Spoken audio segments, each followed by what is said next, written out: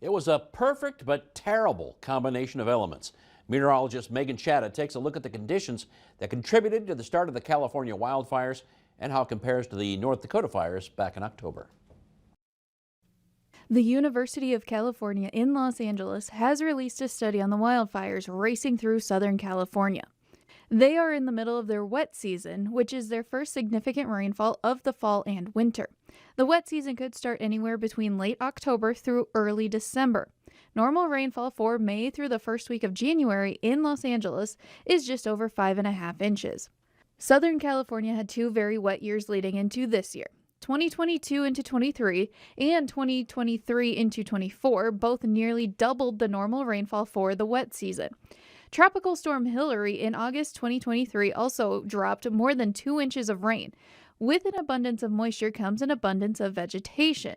The wet winter of 2023 into 24 led to one of the hottest and driest summers on record. Los Angeles and the surrounding areas broke heat records last September. Daytime high temperatures were in the 90s and triple digits, while overnight lows stayed warm in the 80s. Additionally, there has been no significant precipitation since April 2024. This season so far has only received just over 1/4 of an inch of moisture. This is the second driest wet season on record, just behind 1962 into 63 at 0.15 of an inch. Normal fire season is late summer and fall because of the heat of the summer and dry vegetation.